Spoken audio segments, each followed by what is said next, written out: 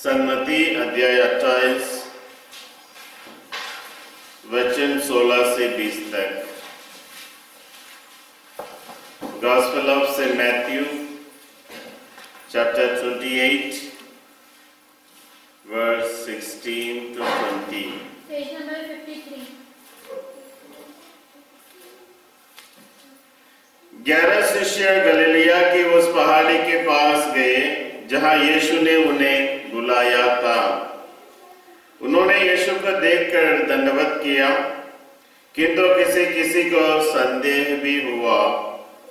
तब यीशु ने उनके पास आकर कहा, मुझे स्वर्ग में और पृथ्वी पर पूरा अधिकार मिला है, इसलिए तुम लोग जाकर सभी राष्ट्रों को शिष्य बनाओ और उन्हें पिता, पुत्र और पवित्र आत्मा के नाम पर बपतिस्मा दो।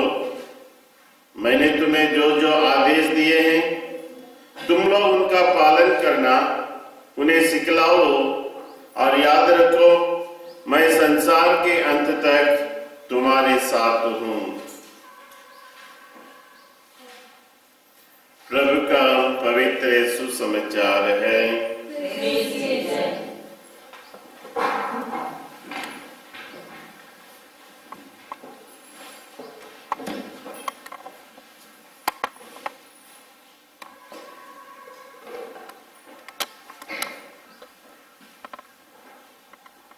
क्रिस्त में मेरे प्यारे भाई तो बहनों, आज माता कलीसिया मिशन इतवार मना रही है। जैसे हमने सुसमाचार में सुना, यीशु कहते हैं, मुझे स्वर्ग में और पृथ्वी पर पूरा अधिकार मिला और इसलिए प्रभु यीशु हमें आदेश देते हैं और स्वर्ग चढ़ने से पहले प्रेरितों को अधिकार देते हैं, जाओ दुनिया के अंत तक और सभी राष्ट्रों को, सभी लोगों को सुसमाचार सुनाओ और शिष्य बनाओ और पिता और पुत्र और पवित्र आत्मा के नाम पर बपतिस्मा दो। यह हुक्म जो प्रभु यीशु ने प्रेरितों को दिया और वे लोग प्रेरितगण इस हुक्म को बड़ी गंभीरता से लिए और दुनिया के कोने कोने में फैल गए। प्रेरितों में से एक दिन भारत में भी आया। कौन है वो? यस। और इस प्रकार प्रेरित अपना जीवन लिए और उनके बाद जिन कई लोगों को वे सुसमाचार सुनाए, वे लोग प्रभु यीशु के इस हुक्म को और गंभीरता से लिए। और यदि आप और मैं आज क्रिस्तीय है, विश्वासी है, प्रभु में है, उन विश्वासियों के कारण, उन क्रिस्तियों के कारण, प्रेरितों से जो विश्वास पाया लोग, और वे लोग सुसमाचार प्रचार में कार्य में लगे और इसलिए आज हम क्रिस्तीय हैं। और यदि आने वाले पीढ़ी क्रिस्तीय होना है, प्रभु में बढ़ना है, तो उन क्रिस्तियों के समान हम सबों को भी जवाबदारी है इस विश्वास को आगे बढ़ाना है, विश्वास को दूसरों में बांटना है। तो हम देखते हैं कैसे यह विश्वास की ज्योति एक दिल से दूसरे दिल तक, एक समुदाय से दूसरे समुदाय तक और अंत में हम सबों तक पहुंचा है। और यह विश्वास हम सबों को कहां और कब मिलती है? जब हम जब हम बपतिस्मा लेते हैं, पिता, पुत्र और पवित्र आत्मा के नाम पर बपतिस्मा लेते हैं। प्रभु यीशु हम सबों को द बेस्ट गिफ्ट, सबसे महान वरदान उस समय हमें देते हैं और वह है विश्वास की वरदान। और हर एक व्यक्ति जो विश्वास के वरदान को ग्रहण करता है, उसके साथ एक ऑब्लिगेशन भी है, एक जवाबदारी भी है। जो व्यक्ति विश्वास के वरदान को ग्रहण करता है उसकी जवाबदारी है। व्हाट इज द जवाबदारी? जयंती, जवाबदारी क्या है सिस्टर बेरता? विश्वास के वरदान को लेने के बाद एक जवाबदारी भी ईश्वर में देते हैं। What is that? लोगों में फैलाना। Yes, to share that faith. विश्वास जो हमें प्रभु में आने से, विश्वास हमें जो बपतिस्मा लेने से मिला है, जवाबदारी है उसे हमें बांटना है। क्या करना है सिस्टर मेरी? बांटना है। Share that faith. नहीं तो यदि हम विश्वास को हम आपस में नहीं बांटेंगे तो क्या हो जाएगा? क्या हो जाएगा? यदि हम कोई चीजों का इस्तेमाल नहीं करेंगे क्या हो जाएंगे? जंग पकड़ेगा और धीरे धीरे क्या हो जाएगा? सड़ जाएगा, कमजोर हो जाएगा, बाद में कुछ काम कर नहीं रहेगी। है कि नहीं आलविन? If you are not using anything क्या हो जाएगा? सड़ जाएगा। सो हमारा विश्वास जो हमने ग्रहण किया है उस विश्वास को हमें क्रियाशील बनाना है। We must activate our faith. Mobile बंद होने से हम क्या करते हैं? एक्टिवेट करते हैं, बाजार में लेके जाते हैं, एक्टिवेट करना, भैया मेरा मोबाइल बंद हो गया, और वो क्रियाशील बने रहता है। चलते रहने से कोई समस्या नहीं है। वैसा यदि हमारा विश्वास हमें आपस में नहीं बांटते हैं, दूसरों में नहीं बताते हैं, वह कमजोर हो जाएगी, धीरे धीरे वह सड़कर समाप्त हो जाएगी। और यह विश्वास को बांटने के लिए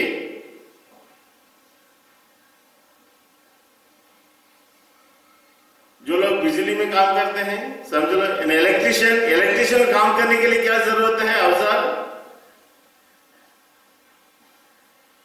क्या औजार की जरूरत है? प्लायर चाहिए, स्क्रूड्राइवर चाहिए, टेस्टर चाहिए। है कि नहीं? इसने बताया आप बिजली काम करते हो? नहीं।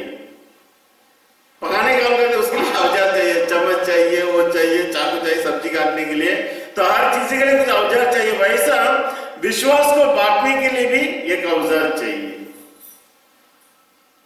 विदाउट औजार we can not share it. कौन से औजार है विश्वास को बांटने के लिए? कौन से औजार है कासिमीर? बांटने के लिए कौन से औजार चाहिए? बाइबल चाहिए, वचन चाहिए, बोलो क्या चाहिए? विश्वास को बांटने के लिए कौन से औजार चाहिए? वहां घर से इधर आने के लिए आपको साइकिल की जरूरत है, फटाक से आप पहुंच जाते हैं। है कि नहीं? जो हिम्मत चाहिए। ओके, सीआरपीएफ मंडल वाले, बहुत दिनों के बाद आपका दर्शन है। बोलिए, विश्वास को बांटने के लिए कौन से औजार चाहिए? एक दूसरे का साथ चाहिए। ओके, सुनीता?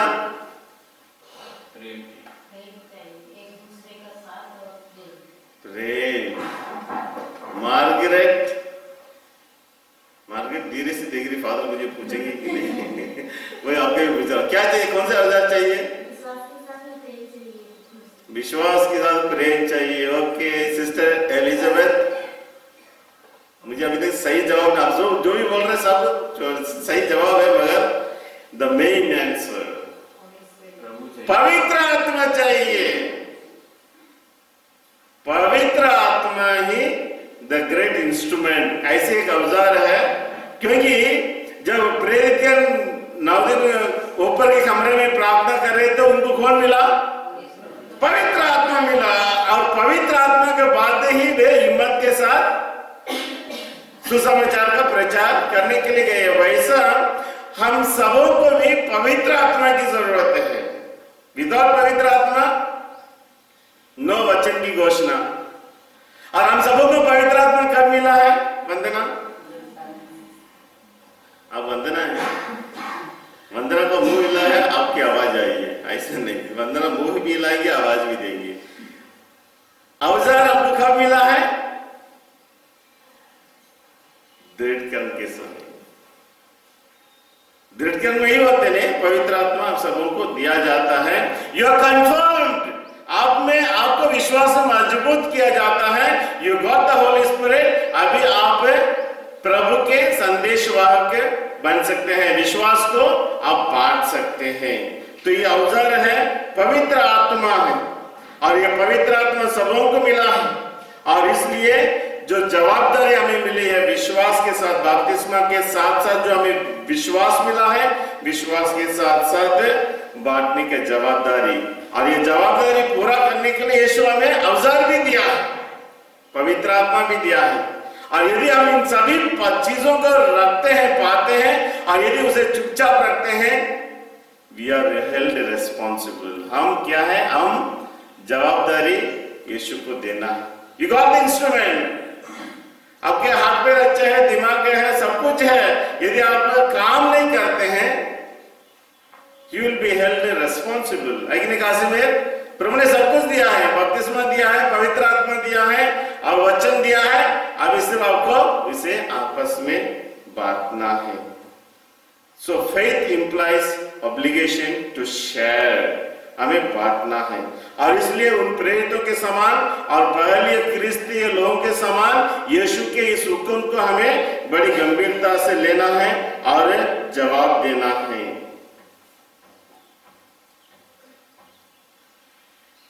जब फसल का समय आता है, कासिमिर आप देखे होंगे, जब फसल गेहूं काटने के समय आता है या दूसरा कोई भी फसल ढूंढने के समय आता है, गांव में कोई लोग ऐसे आराम से बैठे रहते हैं, मिलते नहीं है लोग, पूरे लोग बड़ी खुशी के साथ फसल काटने के लिए कहां जाते हैं? खेत में जाते हैं, और काम करने के लोग मिलते ही नहीं। और यदि उसमें फसल काटने में वे ढीलापन दिखाएंगे तो क्या हो जाएगा? फसल नीचे गिर जाएगी, कोई जानवर खा लेगा या पानी बरसेगा, तुरंत फसल नष्ट होने की संभावना। और इसलिए फसल काट कर तुरंत मतलब वाले है कि नहीं, घर में लाकर उसको सुरक्षित रखते हैं, देन दे आर हैप्पी। फसल का समय, तो गेहूं काटने का समय, फसल का समय साल में एक ही बार आता है। हर दिन फसल काटते रहते क्या? नहीं। मगर कलीसिया में यीशु कहते हैं फसल तो बहुत है, मजदूर थोड़े हैं। तो कलीसिया में फसल का समय साल में एक बार,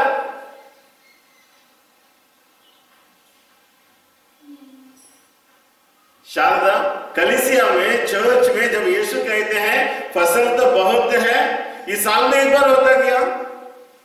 एवरीडे, प्रतिदिन, रोज हम सबों को अपने विश्वास को बांटना है। फसल तो बहुत है, इन्हें विश्वास को ग्रहण करने के लिए बहुत लोग हैं, प्रभु को नहीं जानने वाले हजारों की संख्या में हैं।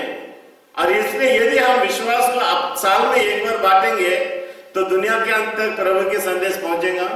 इसलिए कलीसिया में फसल रोज है। यदि खेती में फसल साल में एक ही बार होती है, गेहूं का फसल है कि नहीं वंदना, मगर कलीसिया में फसल की जब बातें होती है, काटने की बात नहीं है, मगर लोग ऐसी एक फसल है जो प्रभु यीशु के ज्ञान के लिए तरसते हैं, और हम इस फसल को काटने के लिए ना, विश्वास को लोगों में बांटने के लिए रोज प्रतिदिन हमें तैयार रहना चाहिए। We must share our faith. ऐसा कौन सा दिन है जब हम लोगों से नहीं मिलते हैं? है कि नहीं बोलो? रोज हम लोगों से मिलते हैं, किस्म किस्म के लोगों के साथ मिलते हैं। ऐसा मौका है, ऐसा समय है जब हम विश्वास के बारे में बातें करना, यीशु के बारे में बातें करना।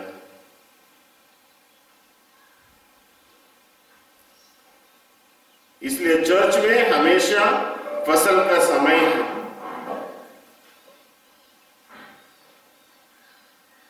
और हम देखते हैं प्रभु यीशु या हुक्म जो उसने दिया है, सुसमाचार की घोषणा, उसको हम दूसरे शब्दों में कैसे कह सकते हैं? लव वन अनदर, एक दूसरों को प्यार करो।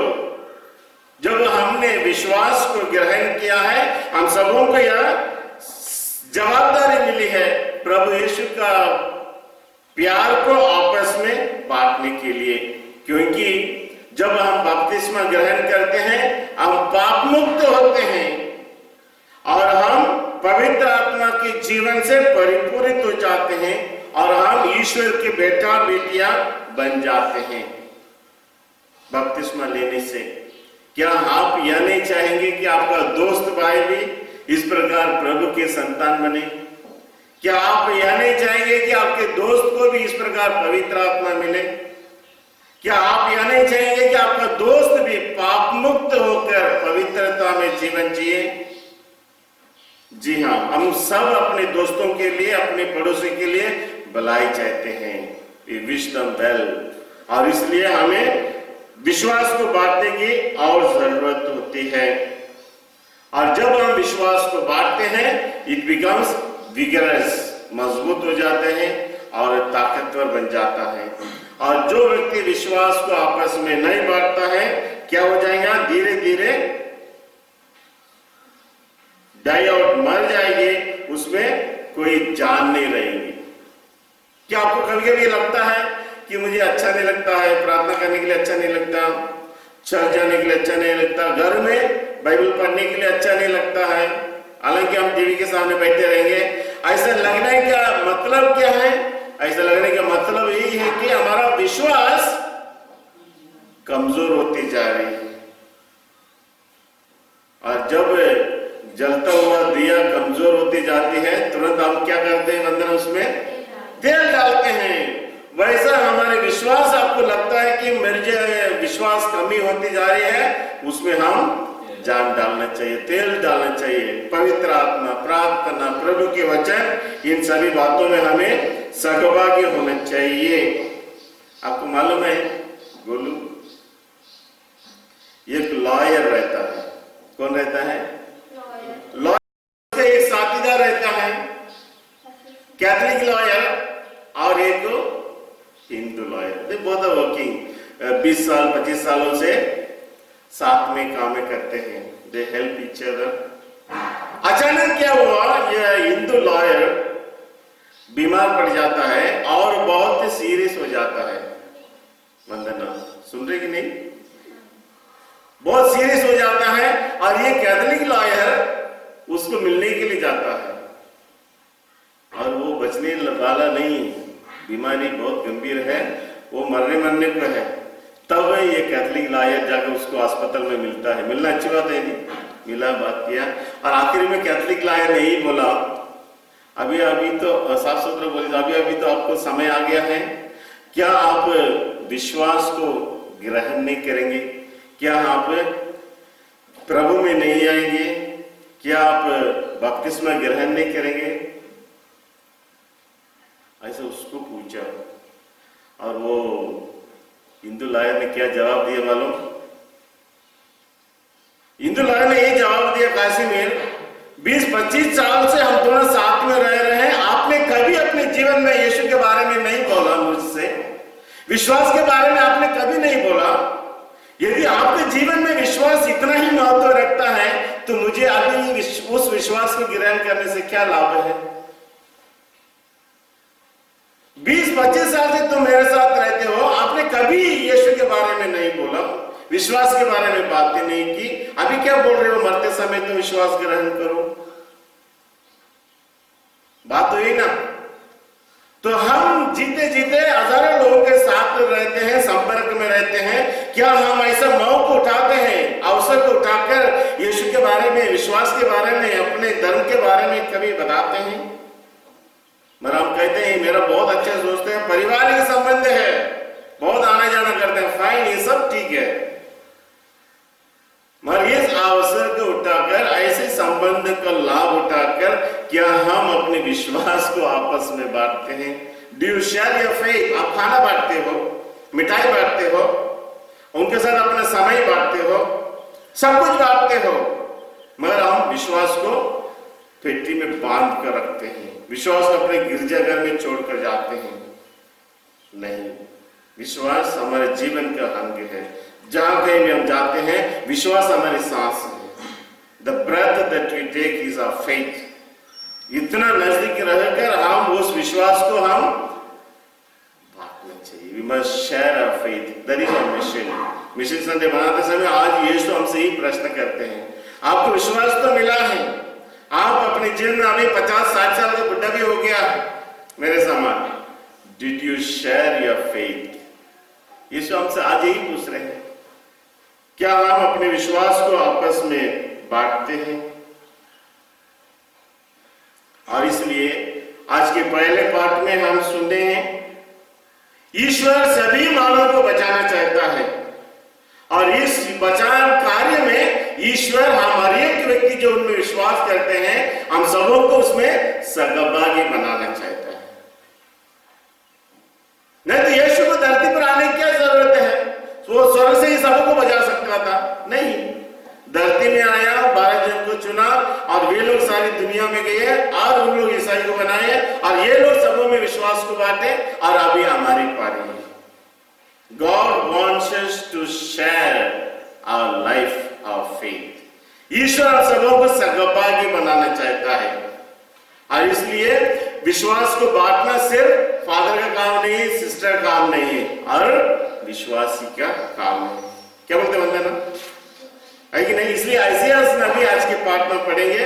लीजिए वचन 60 अध्याय 66 18 and 19।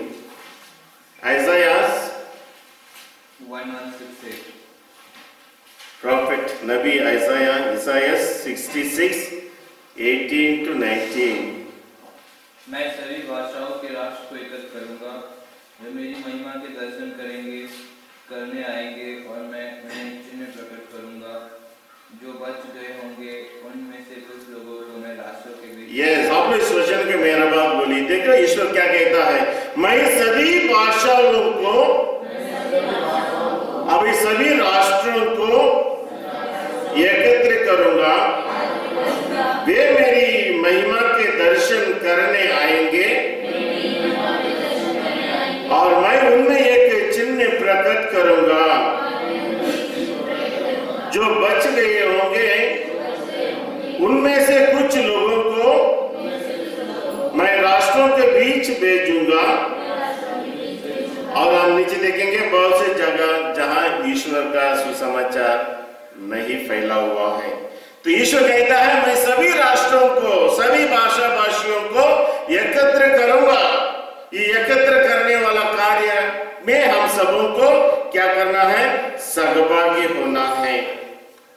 और यह ईश्वर की इच्छा है, हर एक विश्वासी जो प्रभु में है अपना जीवन दूसरों के साथ विश्वास बांटते हुए देना है। इसलिए नबी कहते हैं मैं सभी भाषा भाषियों को एकत्र करूंगा, उनमें से संदेश वाहन को चुनूंगा। और देखिए जैसे हमने वचन में सुना है, हजारों की संख्या में वे सब लोग दौड़कर मेरे पास यरूशलेम मंदिर में आएंगे और उनके बलिदान को मैं स्वीकार करूंगा और उनमें से बहुत से लोगों को मैं नबी नियुक्त करूंगा। उनके बलिदान को स्वीकार करूंगा और उनमें से बहुत से लोगों को मैं नबी के रूप में, पुरोहित के रूप में स्वीकार करूंगा। और यह भविष्यवाणी, आइज़ाया का भविष्यवाणी पूरा होती है। कब? जब पवित्र आत्मा प्रेरितों के प्रवचन से लोगों पर उतरता है। बहुत से लोग, हजारों की संख्या में लोग प्रभु में आए हैं। सभी राष्ट्रों से जो लोग यरूशलेम में एकत्रित हुए थे उनमें से सबों को वरदान मिला है। तो वैसा ईश्वर की भविष्यवाणी पूरा होती है और इस ईश्वर की भविष्यवाणी पूरा होने में हम सबों को सहभागी होना है। और यदि आज हम इस गिरजाघर में उपस्थित हुए हैं तो ईश्वर ने हम सबों को भी वह पवित्र आत्मा मिला दिया है और ईश्वर ने हम सबों को भी चुना है। जैसे ईश्वर कहता है मैं उन लोगों के बलिदान को बड़ी खुशी से स्वीकार करूंगा, वैसा हमारे एक व्यक्तियों का बलिदान, हमारे एक व्यक्तियों का जीवन का बलिदान ईश्वर के लिए स्वीकार होना चाहिए। और इसलिए हमें ईश्वर की, यहां हम देखते हैं ईश्वर की महिमा, ईश्वर के रास्ता, ईश्वर की महिमा और ईश्वर के प्यार ना केवल हम चुने हुए लोगों के लिए मगर उन सभी राष्ट्रों के लिए जो ईश्वर को नहीं जानते हैं। कभी कभी हमारे मन में प्रश्न उठता है कि हम ईसाई लोग प्रभु को जानने वाले थोड़ी सी हैं, मगर इतनी हजार लोगों को ईश्वर वचन कहता है मैं सभी लोगों को ईश्वर का मुक्ति विधान प्रकट करूंगा। ये कैसे संभव है? ऐसा हम सोच सकते हैं। यदि हम ऐसा सोचते हैं, ये हमारे दिमाग की सीमित ताकत है। हमारे दिमाग उतना ही सोच सकता है। आप और मैं अपने ईश्वर के महान सामर्थ्य को, ईश्वर के महान प्यार को और ईश्वर के महान शक्ति को हमने अनुभव नहीं किया। It is possible.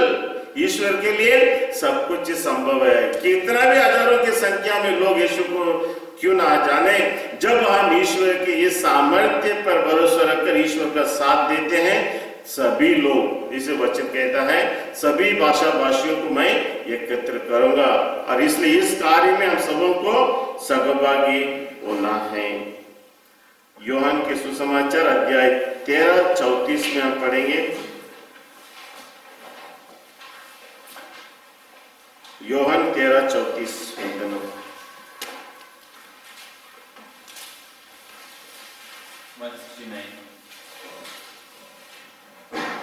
मैं तुम लोगों को एक नई आज्ञा देता हूँ, तुम एक दूसरे को प्यार करो।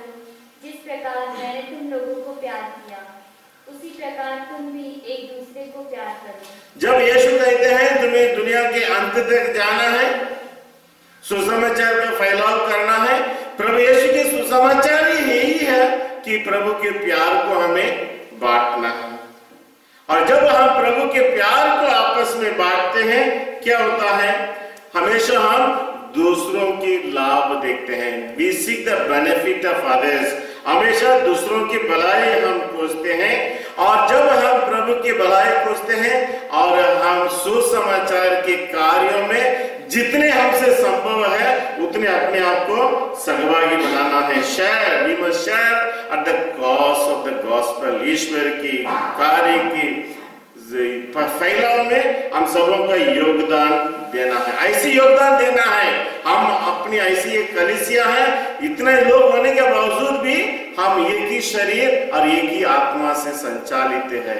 इस प्रकार हमें एक मन एक हृदय होकर विश्वास की फैलाव में हमारे साथ देना है और विश्वास की फैलाव में अपने योगदान देना है। तभी हमारा प्यार जो यीशु कहता है, जो प्यार हम यीशु को दिखाना चाहते हैं, वह प्यार तभी सच्चा प्यार होगा। The sincere love that we have for our God. जब हम इस प्रकार अपना योगदान देते हैं।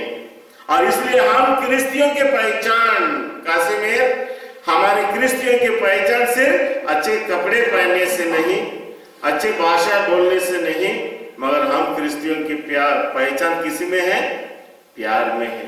जब हम एक दूसरों को सच्चा प्यार करेंगे। इसलिए पहला क्रिस्तीय समुदाय को भी आप क्रिस्तीय लोग देखकर क्या बोले? देखो ये कितने अच्छे एक दूसरों को प्यार करते हैं। तो लव इज द सिंबल। हमारे हर एक व्यक्तियों के जीवन में हम सच्चा यीशु के अनुयायी शिष्य पहचान इसी में है, जब हम एक दूसरों को प्यार करते हैं।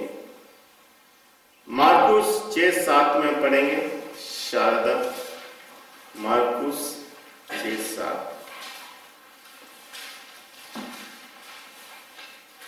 Page number 63। ईसा देते हुए गाँव घूमते थे। वे 12 को अपने पास बुलाकर और उन्हें अद्भुतों पर अधिकार देकर 2-2 करके भेजने लगे। 12 को बुलाकर क्या किया? 2-2 करके भेजा। 3-3 करके क्यों नहीं? 12 को बुलाकर प्रभु यीशु 2-2 करके भेजा। अनिला 3-3 करके 4-4 करके क्यों नहीं है? 4-4 5-5 एक साथ भेजने से क्या हो जाएगा? ज्यादा बातचीत हो जाएगी, काम कम होगा। मगर ज्यादा जगह जाने के लिए और एक दूसरों को मदद करने के लिए, तो काउंसिल होना नजर, एक दूसरों के दुख तकलीफ में साथ होने के लिए यीशु ने उन्हें 2-2 करके भेजता है। कंपेनियन और प्रेरित गण इस प्रकार 2-2 करके जाते हैं।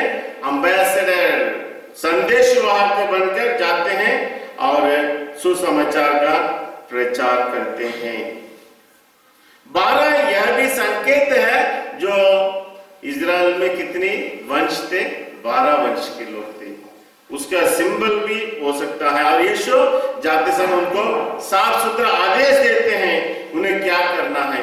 मरे लोगों को जिलाना है और बीमार लोगों को चंगा करना है और सुसमाचार का प्रचार करना है। ये 12 प्रेरित क्या करते हैं? प्रभु के साथ रहते हैं 3 साल। प्रभु यीशु अपने सार्वजनिक जीवन के प्रारंभ में ही उनको चुन लेते हैं, आखिरी में नहीं चुनता है, ताकि वे उनके साथ रहे, प्रभु के साथ रहे, उनका जीवन शैली से वे सीखें और उनकी इंस्ट्रक्शन, जो भी संदेश उन्हें प्रचार करते हैं, वे समझ सके। यीशु को अच्छी तरह समझने के लिए और यीशु को अच्छी तरह जानने के लिए, और प्रभु यीशु के साथ रहते हैं ताकि वे अच्छा गवाह बन सके। प्रभु यीशु के चमत्कार देखते हैं, प्रभु यीशु का जीवन देखते हैं, प्रभु यीशु का प्रार्थना के जीवन देखते हैं, मृत्यु देखते हैं, दुर्भोग देखते हैं, पुनरुत्थान देखते हैं और स्वर्गारोहण देखते हैं।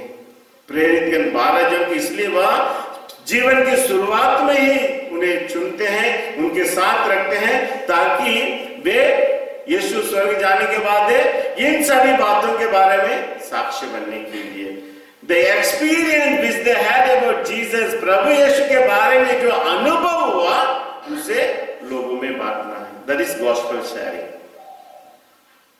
और यदि आप और मुझको आज यीशु के बारे में शेयरिंग करना है, बाइबल लेके एक एक पन्ना खोलने की जरूरत नहीं। आपने अभी तक अपने जीवन में, आप जन्म से ईसाई है कि नहीं? हम सब यीशु को जानते हैं। The experience, अनुभव जो आपको हुआ यीशु के बारे में, you must share it। That is gospel sharing। वह प्रचार है। यीशु के बारे में बाइबल लेके के पन्ना सिखाने की जरूरत नहीं। We must share the experience। इसलिए प्रभु यीशु के साथ रहे प्रेरितगण और उस अनुभव को बांटने के लिए। और हम भी जन्म से ईसाई है और क्रिस्तीय जीवन में जी रहे हैं, और इसलिए आपने यीशु के बारे में जो अनुभव किया है, और इसलिए कोई लिखा पढ़े बहुत ज्ञान की जरूरत नहीं, आपने जो अनुभव किया है उसे बांटना यीशु के बारे में। और हम देखते हैं प्रेरित के जीवन में यीशु ने तो उन्हें बुलाया, ना उन लोग ना पढ़े लिखे थे अपनी कला दिखाने के लिए, ना उनके पास कोई ऑफिस था, बड़े साहब हैं, बड़ा नौकरी कर रहे हैं, उनके पास ना कोई अधिकार था, ना उनके पास पैसा था लोगों को प्रलोभन देख के ईसाई बनाने के लिए, ना पढ़ाई था, ना पैसा था, ना कोई ताकत था। उनके पास एक ही चीज था कि उनके साथ जो अनुभव, उनके साथ जो ईमानदारी, फेथफुलनेस टू द कॉल, विश्वस्त बने रहे। प्रभु यीशु ने बुलाया और उसमें दृढ़ रहे। दे वर फेथफुल टू द कॉल। और इसलिए प्रभु यीशु को बांटने के लिए, प्रभु यीशु के प्यार को, अनुभव को बांटने के लिए प्रेरितों के समान हमारे जीवन में भी अपने बुलावे के अनुसार हमें ईमानदार रहना है और उस अनुभव को हमें आपस में बांटना है। और इसलिए हम बोल सकते हैं बड़ी हिम्मत के साथ, हमारे प्रेरितों के समान कोई विश्वासी, कोई विश्वस्त नहीं रहे। हमारे प्रेरितों के समान मेहनत करने वाले, जीवन भर जीवन ईमानदार रहे। वैसा उनसे हम सीख सकते हैं। 12 प्रेरितों को चुनते हैं और वे प्रभु की कार्य करते हैं। अभी हम सबों को भी चुना है, हम भी प्रेरितों के समान अपने जीवन में अपने विश्वास के प्रति विश्वस्त रहना है और आपस में एक दूसरों के साथ उसे बांटना है।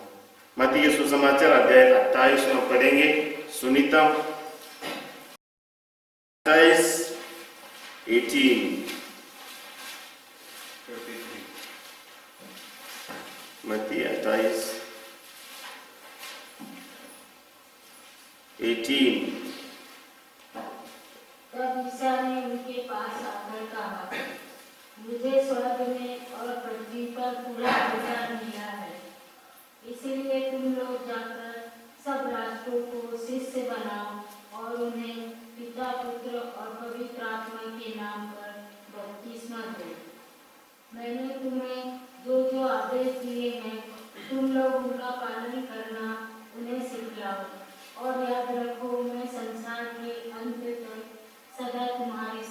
अपने इस वचन को मेरा बात बोलिए। मुझे स्वर्ग में और पृथ्वी पर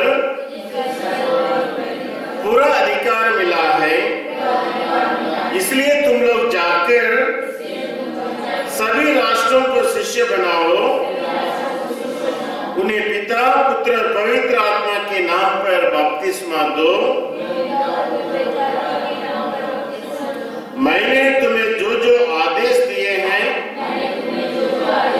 स्वयं उसे पालन करना, आप दूसरों को सिखाओ और संसार के अंत तक मैं तुम्हारे साथ हूं।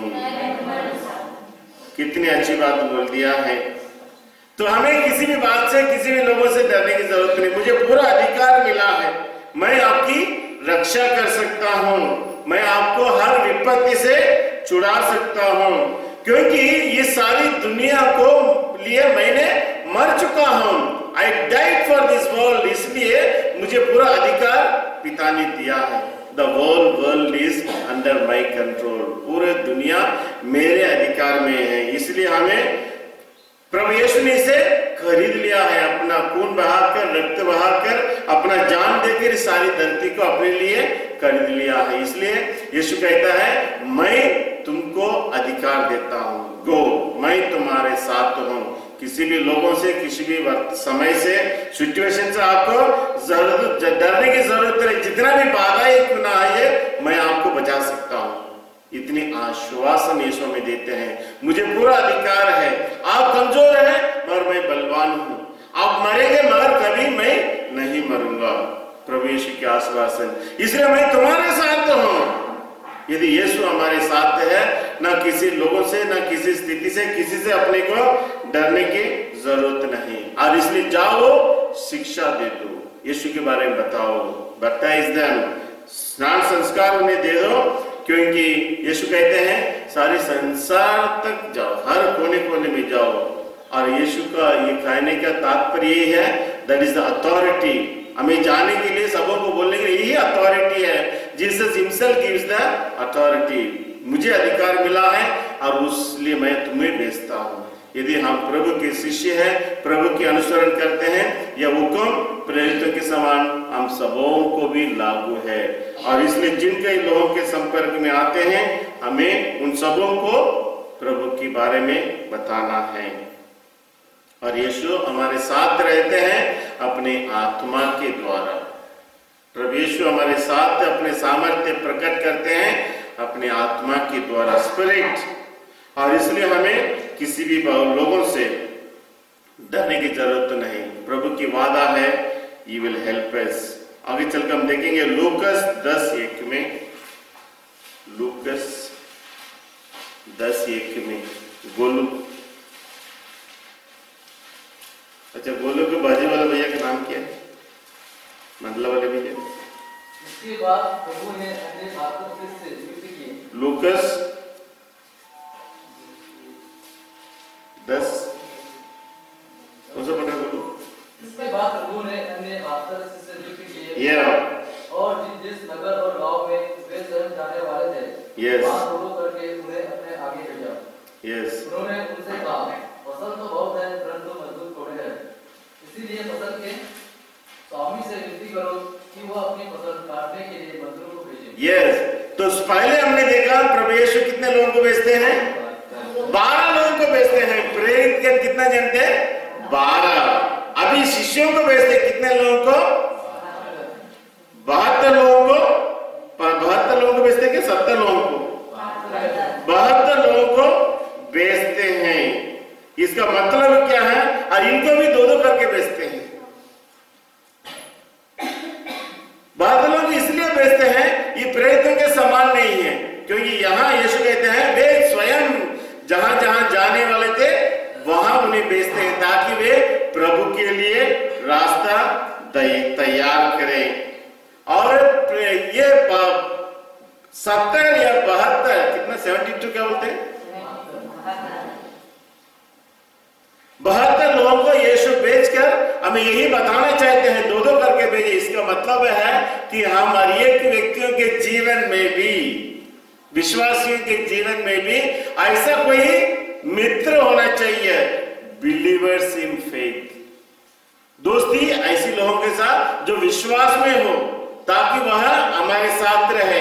जब दो दो करके जाते हैं, साथ में प्रार्थना कर सकते हैं, साथ में एक दूसरों की मदद कर सकते हैं, दुख तकलीफ आपस में बांट सकते हैं। ना केवल विश्वासी लोगों में, ऐसे विश्वासी के एक मित्र चाहिए, इवन अमंग रिलीजियस फादर सिस्टरों के बीच में भी ऐसा एक सिस्टर होना है, सिस्टर सिस्टर के बीच में फादर जो आपके दुख संकट में आपको सहायक बने। You will B help. Do you have sister? मेरी आपके कोई मित्र है विद whom आप किसके पास जाकर अपना सुख दुख बता सकते हैं, बांट सकते हैं, जिनके साथ आप मिलकर प्रार्थना कर सकते हैं? ऐसा कोई है कि आपके पास है? नहीं तो बाद में एलिजाबेथ को पकड़ लो। So we must all have our friends. हमारा विश्वास में दोस्त लोग होने चाहिए ताकि हम उनके साथ रहे। और यीशु कहते हैं फसल तो बहुत है, और कलीसिया में फसल हमेशा है कि नहीं? खेत में फसल साल में एक बार होती है कि नहीं वंदना? और चर्च में फसल कब है? हर रोज, एवरी डे। जो आप दुनिया में जाते हैं, फसल का समय, कलीसिया में फसल का समय इज एवरी डे। इसलिए जब कभी हम फसल लोगों से मिलते हैं, वो फसल का समय है। विश्वास को हमें बांटने की जरूरत है। फसल तो बहुत है। और आगे चलकर हम पढ़ेंगे, रास्ते में जाते समय यीशु क्या कहते हैं? किसी को नमस्कार मत बोलो, है कि नहीं? बोलो, पढ़ेंगे उसको, है क्या बोले?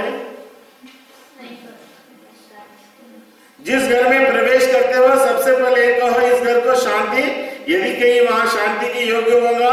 और उसके पहले हम जाते हैं, किसी को प्रणाम नहीं करना है, सलूट नहीं करना है। इसका मतलब क्या? अरे आजकल कौन सा है प्रणाम नहीं बोलना है? मगर पुराने जमाने में जब सलूट की बात आती है, ऐसे हाय भाई बोलकर नहीं। जब दो जन मिलते हैं, पहले वंदना क्या करेंगे? पहले हाथ मिलाएंगे, पर दोनों अपने हाथ चूमेंगे, फिर एक दूसरों के सर पर रखेंगे, और दोनों एक दूसरों को दाढ़ी को चुम्बन करेंगे बोलते हैं। और इसके अलावा इसको बारंबार करेंगे, एक बार नहीं।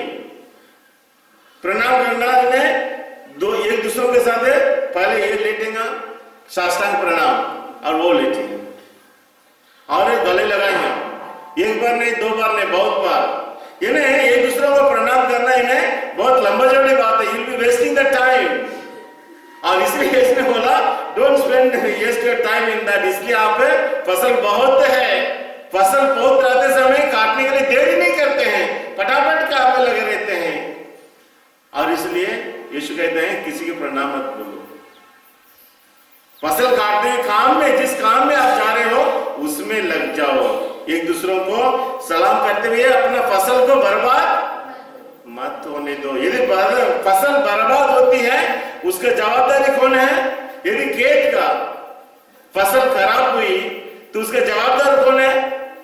खेत का लोग, जिसका खेत है, क्योंकि उन्होंने समय पर उसको फसल काटा नहीं। वैसा यदि हमारे कारण हमारे चारों तरफ फसल है, लोग प्रभु यीशु को नहीं जाने हैं, उसका नुकसान कौन भरेगा? We are responsible. सभी लोग नहीं, हम हर एक व्यक्ति जिन लोगों के साथ हम संपर्क में आते हैं, और यदि हम उनके साथ इस प्रकार प्रभु यीशु को बारे में नहीं बताया, विश्वास को नहीं बताया, we will be held responsible. जब आप ऊपर जाएंगे, पूछेंगे काशी में आप कितने लोगों के साथ काम किया है, कितने लोगों के संपर्क में आया? फसल बहुत है, हजारों लोगों के साथ मिलते हो, कितने लोगों के साथ आपने मेरे बारे में बताया? ऐसा हर व्यक्ति से पूछेंगे, क्योंकि आपको जवाबदारी मिली है। जब बपतिस्मा लिया है, साथ साथ जवाबदारी भी उस विश्वास को आपको बांटना है। और इसलिए we will be held responsible for our laxity. इसलिए जब हम उसको अनदेखा करते हैं, प्रभु यीशु हमसे यही पूछेंगे। और हम देखते हैं कैसे वर्तमान समय में मदर तेरेसा अपने जीवन द्वारा कितने हजार लाखों लोगों के जीवन में प्रभाव डाली है, अपने कार्य द्वारा, अपने बोली द्वारा। और दूसरे व्यक्ति हम देखते हैं योहान पौलुस द्वितीय, जो पोप समय मर गए, जो अभी संत बने हजारों की संख्या में, वैसा हम भी छोटे रूप में, लघु रूप में जहां कहीं हम रखते हैं वहां उनके साथ अपने विश्वास को बांटना है। Sharda, this is mission Sunday. Mission Sunday बताते हैं मतलब हमारी एक व्यक्ति मिशनरी है। द ग्रेटेस्ट मिशनरी, सबसे महान मिशनरी कौन है? प्रभु यीशु इज द ग्रेट मिशनरी। हमारा यीशु ही मिशनरी है। वो मिशनरी बनकर यीशु पिता से अपने यहां आया और हम अपने यहां से अन्य लोगों के पास इस मिशनरी कार्य में सहभागी होना है। और आगे चलकर हम देखते हैं प्रेरित चरित्र 8:1-4। प्रेरित चरित्र, ये मतलब भैया का नाम क्या आपका?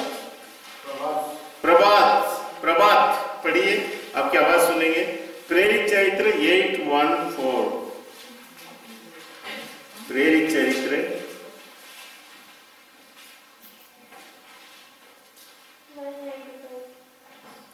Page number 195, 8:1-4। बहुत सुंदर बातें बताई गई इधर, ध्यान से सुनिए। साउल इस हत्या का समर्थन करता था। उसी दिन यरूशलेम में कलीसिया का घोर अत्याचार हुआ। प्रेरितों को छोड़ सबके सब यहूदिया तथा समारिया के देहातों में बिखर गए। भक्तों ने स्तेफानुस पर करो मिलाप करते हुए उसे कब्र में रख दिया। साउल उस समय कलीसिया को सता रहा था। वह घर घर घुस जाया करता था और स्त्री पुरुषों को घसीटकर बंदी गृह में डाल दिया करता था। जो लोग बिखर गए थे वे घूम घूम कर सुसमाचार का प्रचार करते रहे। जो लोग बिखर गए, कौन लोग बिखर गए? सभी विश्वासी। स्तेफानुस की हत्या के बाद स्वयं वचन कहता है पौलुस हत्या कर सताता था कलीसिया को, और लोग सब कहां बिखर गए? जितने दूर जा सके, क्योंकि हम देखते हैं हजारों लोग ने विश्वास ग्रहण किया और जितने भी लोग विश्वास को ग्रहण किए अत्याचार के कारण क्या हो गया? सब बिखर गए। और जहां कहीं वे बिखर गए वे लोग क्या किए? घूम घूम कर प्रचार करते रहे। तो प्रचार करने वाला कौन है? लोग हैं। ये बिखर गए लोग कौन है? साधारण विश्वासी, आपके समान, मेरे समान।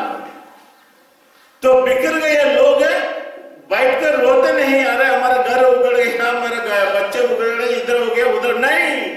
जो लोग बिखर गए अपना घर द्वार सब छोड़कर भागे, वे प्रभु के बारे में घूम घूम कर प्रचार करने लगे। That is missionary work. और इसलिए जब हमारे कलीसिया में अत्याचार होता है, जब अपने कलीसिया में अत्याचार होता है, ये अच्छाई के लिए क्या बुराई के लिए? अत्याचार होना अच्छा है क्या? सिस्टर जयंती बोल रहे ना? सिस्टर मेरी के बाद में आप जयंती है ना, बोलिए। सिस्टर अत्याचार होना कलीसिया के लिए अच्छा है? प्रभात, जहां अत्याचार हुआ लोग जागे, अनेक जगहों में बिखर गए, और जहां जहां बिखर गए वहां क्या किए? सुसमाचार का प्रचार किए। तो सुसमाचार फैलाव के लिए यीशु एक ही तरीका अपनाया। यदि हम अपने घर में बैठकर सुसमाचार प्रचार नहीं करेंगे फिर हमारे ऊपर क्या लाता है? अत्याचार लाता है। जब अत्याचार आता है फिर हम अपने धर्म को छोड़कर भागते नहीं, बार हम क्या करते हैं? और जागृत हो जाते हैं, और जहां जहां हम बिखर जाएंगे वहां वहां क्या करेंगे? इन लोगों के समान सुसमाचार का प्रचार करें। चुप, अत्याचार इज गुड, अत्याचार होना अच्छा है, इससे कोई नुकसान नहीं, कलीसिया के लिए बहुत लाभदायक है। और ये साधारण प्रजा है, कोई चुनी हुई प्रजा नहीं है, जैसे कि फादर सिस्टर जैसा साधारण लोग हैं। जहां कहीं भी गए सुसमाचार का प्रचार किए, बताने के लिए ना केवल फादर सिस्टर और एक विश्वासी प्रचार कार्य में अपना योगदान देना है। और इसलिए हमें डरना नहीं। जब अत्याचार को सामना करना पड़ता है, हमें डरने की जरूरत नहीं। इसलिए प्यारे भाई तथा बहनों, हमारा विश्वास जो हमें अपने जीवन में मिला है उसका हम क्या करना है, एक देखभाल करना है। If you don't use our faith, क्या हो जाएगा, मर जाएंगे। यदि हमारा शरीर को हम खाना पीना नहीं खिलाएंगे तो क्या हो जाएगा, कमजोर हो जाएगा, बीमार हो जाएगा, और क्या हो जाएंगे, मर जाएंगे। वैसा हमारे विश्वास को भी हमें क्या करना है, काशिमीर, खिलाना है और पिलाना है। इसलिए हम पढ़ेंगे प्रेरित चरित्र 242, क्या नाम है, सिंपलिसियस, प्रेरित चरित्र 242। देखते हैं कैसे पहले क्रिस्तीय लोग विश्वास को ग्रहण करने के बाद उसके लिए देखभाल, विश्वास को कैसे देखभाल किया। 242 में नए विश्वासी, यस, नए विश्वासी जो प्रभु के ग्रहण किए, प्रेरितों की शिक्षा सुना करते थे। दत्तचित्त होकर, पढ़िए, नए विश्वासी दत्तचित्त होकर प्रेरितों की शिक्षा सुना करते थे। हाँ, शिक्षा सुना करते थे, भ्रातृत्व के विवाह में ईमानदार थे, ईमानदार थे, प्रभु भोज तथा सामूहिक प्रार्थनाओं में नियमित रूप से शामिल हुआ करते थे। सबों का इसमें छाया रहता था। यस, क्योंकि प्रेरित बहुत से क्षमता एवं चिन्ह दिखाते थे। और विश्वासी, सब विश्वासी एक हृदय थे। यस, उनके पास जो कुछ था उसमें सबों का साझा था। तो नए विश्वासी प्रभु में आने के बाद मैं ईसाई बन गया हूं, मुझे और किसी बात की जरूरत नहीं है, ऐसा नहीं। मगर विश्वास को मजबूत करने के लिए, विश्वास में ग्रहण आगे बढ़ने के लिए दत्तचित्त होकर प्रेरितों की शिक्षा सुना करते थे। So we must listen to the word of God. यदि हमारे विश्वास में हमें मजबूत रहना है और विश्वास को हमें आगे फैलाना है तो हम स्वयं शिक्षित होना चाहिए, विश्वास में शिक्षित होना है। इसलिए हमें हर समय, हर वक्त सुसमाचार सुनने की जरूरत है। शिक्षा में सुना करते, पात्रत्व के ईमानदार थे और प्रभु भोज तथा सामूहिक प्रार्थनाओं में नियमित रूप से भाग लेते थे। नए विश्वासी प्रभु भोज यानी मिस्सा बलिदान और सामूहिक प्रार्थना अति आवश्यक है। These are the things to हमारे विश्वास को मजबूत करने के लिए। क्या क्या मजबूत करने के लिए क्या औजार की जरूरत है? शारदा, वचन सुनने की जरूरत है, प्रभु भोज की जरूरत है और सामूहिक प्रार्थना की जरूरत है। Very important. आगे कासे में अपने विश्वास को मजबूत करने के लिए क्या क्या चीजों की जरूरत है, बोलिए। विश्वास, प्रार्थना, सामूहिक प्रार्थना, और दूसरा है मिस्सा पूजा में भाग लेना। मिस्सा पूजा में भाग लेना या क्या बोलते हैं, प्रभु भोज में भाग लेना। और तीसरा है शिक्षा सुनना, प्रभु के वचन सुनना। शारदा बोलो, तीन बात कौन सी जरूरत है विश्वास में मजबूत रहने के लिए, आगे बढ़ने के लिए? प्रभु भोज में भाग लेना नियमित रूप से, सामूहिक प्रार्थना करना, सामूहिक प्रार्थना और शिक्षा लेना, और शिक्षित होना, शिक्षा सुनना, और नियमित रूप से। इसका मतलब है रोज, हफ्ता में एक बार, कम से कम साल में एक बार, 6 महीने एक बार, जब फुर्सत हो गया, नहीं, नियमित रूप से हमें मिस्सा पूजा में भाग लेना है कि नहीं? सुनीता बोलिए, क्या क्या 3 चीजों की जरूरत है?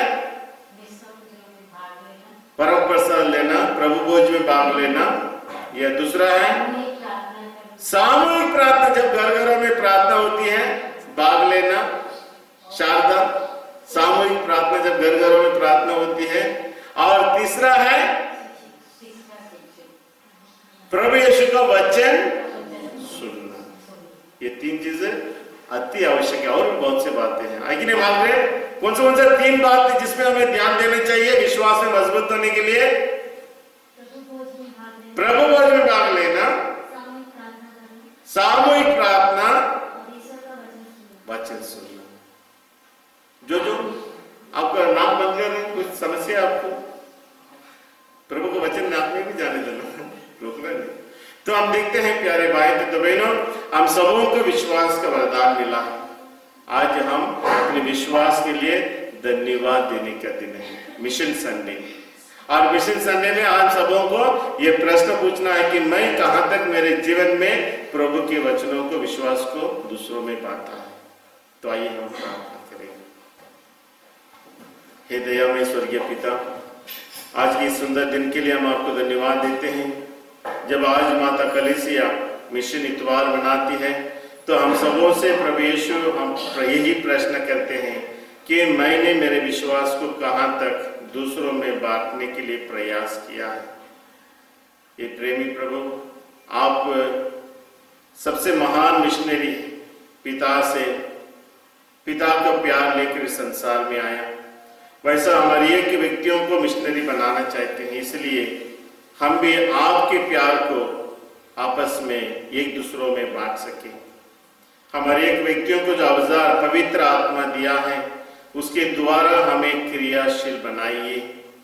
जिसे हमने वचन में सुना, पहले क्रिस्ती लोग अपने विश्वास में मजबूत रहने के लिए प्रभु भोज, सामूहिक प्रार्थना और आपका वचन सुनने में उत्सुकता दिखाई है। उसी प्रकार हमारी एक व्यक्तियों के जीवन में ऐसी इच्छा उत्पन्न कर उत्साह दे, ताकि हम हर हफ्ते, हर दिन आपके साथ प्रार्थना में, वचन में प्रभु भोज में भाग लेकर हम न केवल अपने विश्वास में दृढ़ रहें और इस दृढ़ विश्वास को आपस में एक दूसरों में बांटने के लिए हमें शक्ति दे। क्योंकि प्रभु आप हमें आश्वासन देते हैं, दुनिया के अंत तक आप हमारे साथ है। यही आधार प्रभु यीशु आपको हमारे साथ रख, आपको अपनाकर हमारे जीवन में जहाँ पे जाते हैं, जितने लोगों से हम मिलते हैं, आपके वचन को, आपके ज्ञान को बांटने के लिए हमें योग्य बना। हम ये प्रार्थना करते हैं